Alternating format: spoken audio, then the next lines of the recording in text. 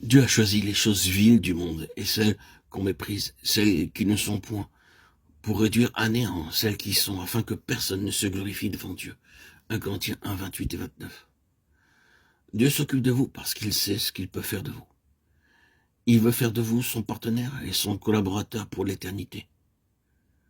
Le désir du psalmiste de voir le salut de Dieu est une prière. Oh Dieu, fais de moi ton vase élu.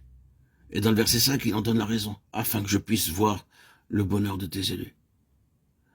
Un jour, je me rendis dans une maison, je vis sur le rebord de la cheminée de très beaux objets peints.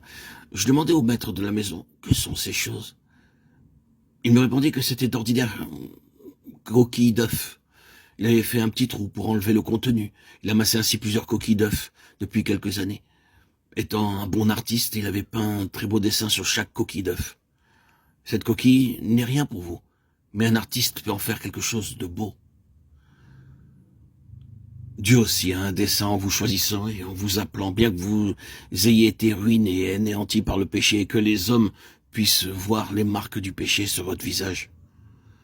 Dans la parole de Dieu, nous sommes comparés à des vêtements souillés, de l'herbe sèche, des fleurs fanées et des feuilles desséchées. C'est ce que nous sommes aux yeux de Dieu. Cependant, il nous a choisis. Il désire que vous et moi, nous soyons des vases célestes élus pour son honneur et sa gloire. Seul Dieu peut faire cela. L'homme ne peut le faire. Voulez-vous être un vase parmi les vases élus de Dieu? Il le désire même si vous êtes sans aucune valeur à vos propres yeux. Dieu peut vous rendre très utile pour l'éternité, pourvu que vous veniez à lui et que vous livriez entièrement et seulement à lui. Postérité d'Abraham, son serviteur, enfant de Jacob, ses élus. Psaume 105, 6. Ici, Jacob est appelé un vase élu. Dieu l'avait choisi, sachant tout de lui. Comment choisissons-nous? Puisque nous achetons pour nous-mêmes, nous choisissons soigneusement. Nous disons, ceci est bon, ceci n'est pas bon, ceci est trop grand. Ceci est trop petit, ceci est trop vieux. C'est ainsi que nous choisissons. Mais Dieu dit, peu importe que vous soyez affreux, souillés, ruinés par le péché.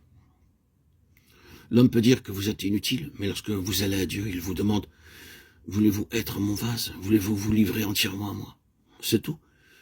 Il sait comment vous lavez, vous purifiez, vous transformez, si vous vous livrez entre ses mains. Christ sait comment laver tout pécheur souillé et le transformer en quelqu'un de glorieux. Quant à vous, vous devez être prêt et désireux de devenir un vase élu.